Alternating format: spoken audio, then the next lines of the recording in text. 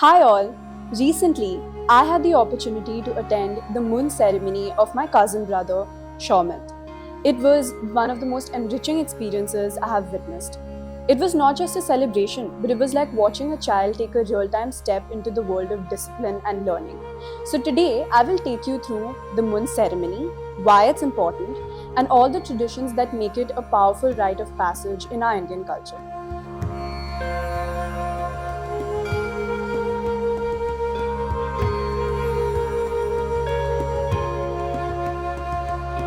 Here are some key rituals that are a part of the Munj ceremony.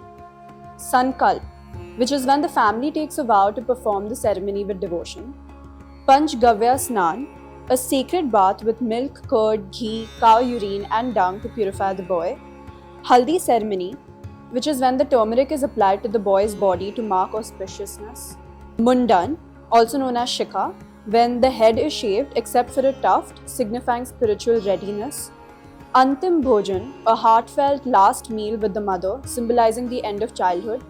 Simple clothing, which is when the boy wears a white dhoti, embracing humility and discipline. Symbolic marriage to father, transitioning from maternal care to paternal guidance. Havan, which is a sacred fire ritual to invoke blessings from deities and ancestors. Mantra chanting, which are Vedic mantras which fill the air, including the powerful Gayatri mantra. Yagnopavit Dharan, the Janeyu is officially worn, sealing the spiritual initiation. Then there is the Guru Upadesha, the boy is introduced to a guru who imparts wisdom and the Gayatri mantra. Bhikshatana, he symbolically begs for alms to learn humility and detachment. Brahmacharya Vrat, a vow of celibacy, discipline, and learning is taken.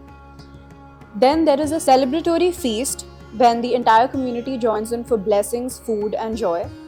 The Kashi Yatra is where the boy rides a horse, enacting a symbolic journey to Kashi, then lovingly brought back with gifts. The Satyanarayan Puja, a special puja to offer gratitude to Lord Vishnu. And lastly, the Satyanarayan Katha, which is a sacred storytelling about truth, devotion, and divine blessings. Munj isn't just a ritual, it's a transformation. A child becomes a student, a brahmachari, committed to knowledge, values, and dharma. After the Munj, the boy is called a Dvij, twice born, not by body but by soul. This rebirth is not just by the rituals but by the responsibility, as a new chapter of life is about to begin. In a fast-paced world, Munj reminds us of our timeless values and the beauty of growing with purpose.